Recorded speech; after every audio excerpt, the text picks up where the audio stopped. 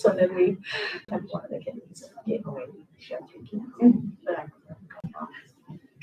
we didn't, Saturday she was she's young, all these things. She kind of lived at the house, like computer and stuff. And one day I went out and these kids.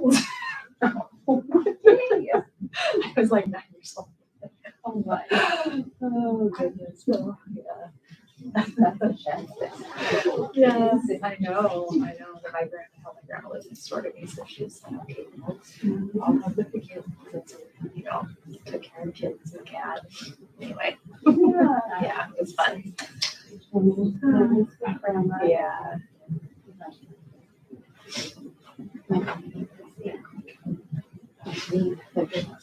Yeah, so I love going to see my dad. Yeah, it was nice growing up next door to my grandma. My dad's. Yeah. Awesome.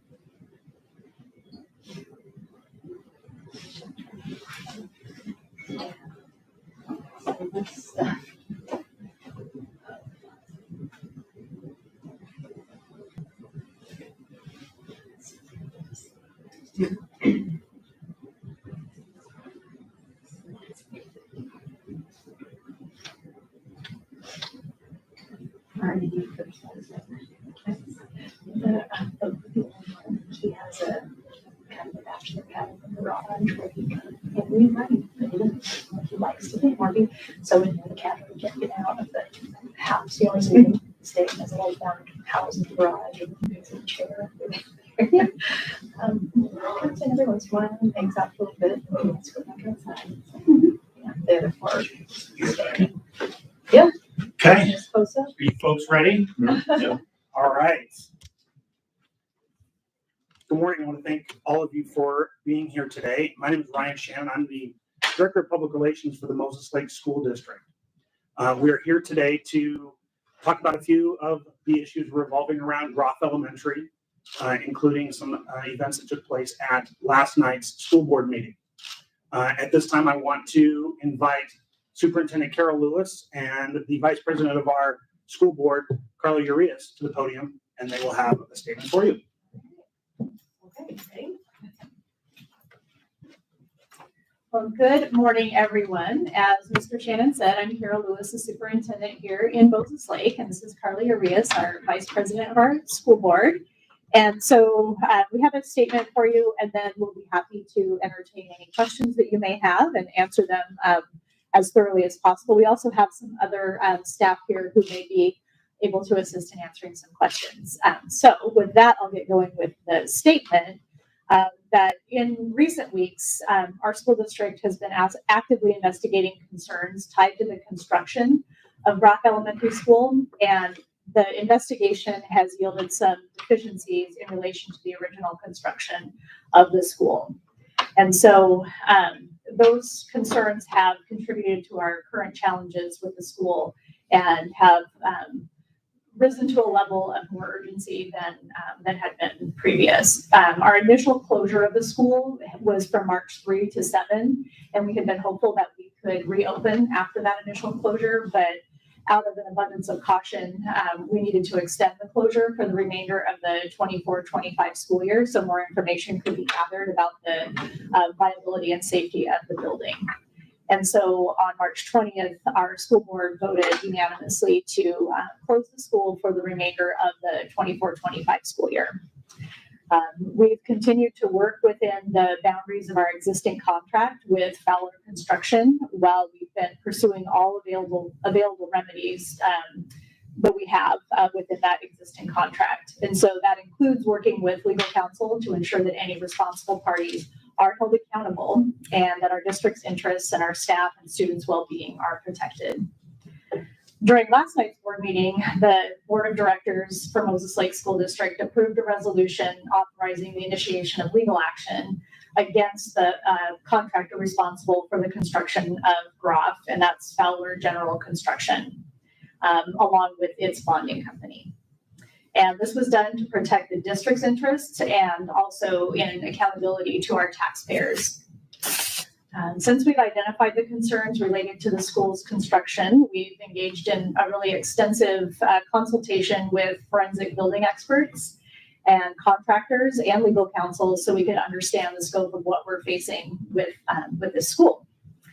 And so after all of this analysis and with strong recommendation from the experts, we've determined that we need to keep Groff Elementary closed for the 25-26 school year as well. That wasn't an easy decision, and we know that Groff is not just a building, it's a family, it's part of our community, and reopening the building before all of the necessary repairs are made would just be putting at risk both the continuity for students as well as potential safety of students and staff. And so rather than bringing students back and then potentially having to say it's time to close again because there's another issue, it's really everyone involved, their opinion that we should just close the school for the 25-26 school year so that everything can be taken care of. So we're going to be able to focus on the comprehensive repairs and those long-term solutions without those pressures of finishing quickly so that we can get students back quickly. So we're committed to open communication and strong support for our entire community and particularly our staff and students at Groff Elementary. And we're incredibly grateful for their patience and understanding throughout this time. So at this time, we'll take any questions you may have. Yeah, can you talk about a bit about some of the reasoning behind working with the same contractor when you're also, when you're also pursuing litigation against them? So I want to be clear that we are not working with the same contractor. So we're not working with the contractor that we are pursuing litigation against. Okay. Yeah. See, was there any sort of like building inspector that kind of went through and like okayed all the electrical components of the building, and would they be included in any potential litigation? At this time, all of that is still under investigation, but what I can tell you is that local and state inspection reports did not indicate any problems at the time building inspections were initially done. Now, you mentioned quite a few times that a driving force for the reason of closure is student safety and safety of everybody else. Was there any incidents that in any way endangered anybody? There are incidents that cause us to have concern that people may be endangered. At this time, and I don't know, we have our principal of Groff here. I don't believe that we have actually had any student incidents. So she's shaking her head no. But there's enough of a concern that someone may be injured, either a student or a staff, that we need to keep everybody safe. Let's see, is there any sort of timeline for when the building will be open again, or is the hope that you'll be able to have it open for next school year? So as I said, we're going to keep it closed for next school year, so the 25-26 school year. Initially, we had thought perhaps there would be some hope around that, but after the forensic team got in and really looked at all the documents, did some investigating, and looked at the scope of repairs that need to be made, it's not feasible to think that the building would be ready in the fall. And so, again, for continuity for our students and our staff, we're not going to open the building in the 25-26 school year. And we're very hopeful and fairly confident that we would be able to open the building the following year.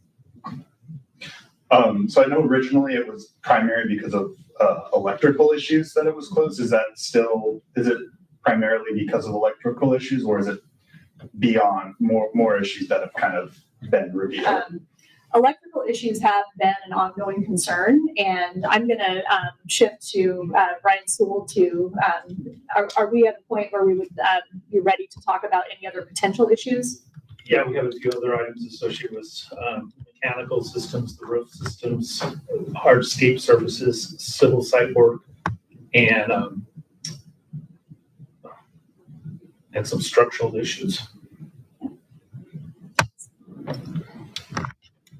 Let's see. And when it comes to, the current students at Groff that are in different buildings across the district, is the plan for next year to kind of have like a similar system? So we have not yet determined the exact plan. We just met with staff this morning, and of course we're going to involve staff in the planning for that, but we don't have a definite plan yet. The decision was just made pretty much yesterday to close. And so we need a little time to work on that plan. For the students that have been relocated for this, will they be remaining at the same school that they're at right now for the rest of the year? For the rest of the school year, yes. And Mrs. Urias's kids are some of those kids. And so I don't know if you want to speak to their experience at all. Yeah, I have two at Groff Elementary and that have done the transition to the other schools. And it's been smooth, and they're hopeful to be back in their school, but we understand, and it's going okay. Do you have any idea for next school year? Is there going to be more shifting around, or are they going to stay? The kids going to stay at the school they're at now, or? So that's the plan that we need to make. We haven't figured all of that out yet, but that will be obviously a high priority to figure out very soon. Is this the first time that Moses Lake School District has worked with Fowler General Construction? I'm going to defer to Brian on that one as well. They have been involved with some projects. I think they were involved with the transportation building, but that was before my time in the district.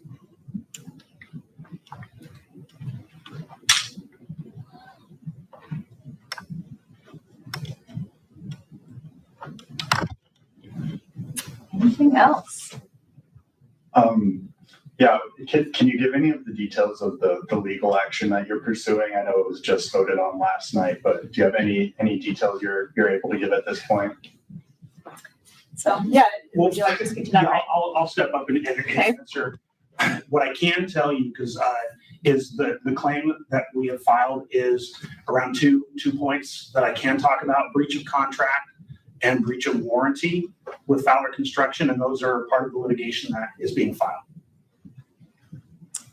I guess it's to add a little bit to that. It's around defects and delays associated with the construction.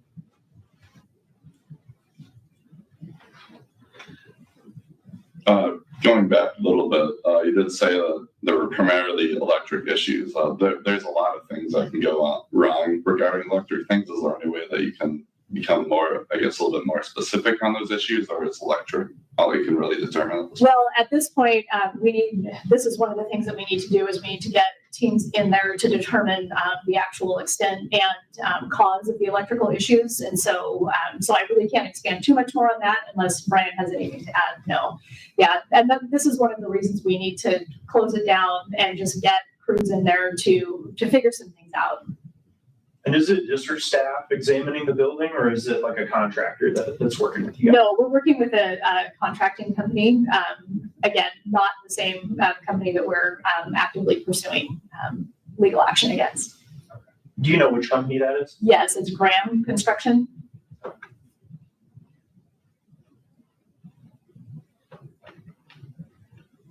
Anything you feel like we missed? Anything else? Oh gosh, I don't know. Let's see. No, I think that you've asked, you've asked great questions, and thank you for taking the time to listen to our story today. And we are, again, just very committed to ensuring both the safety to our students and our staff, as well as accountability to our taxpayers who have, approved the bond money to build the school. So we, in both fronts, we're very committed. Thank you. Thank you. Awesome. Thank you for coming. What I will add is if you have additional questions that come up, reach out to me and we can get to those answers. Awesome. Perfect. Thank you. Thank you. Okay.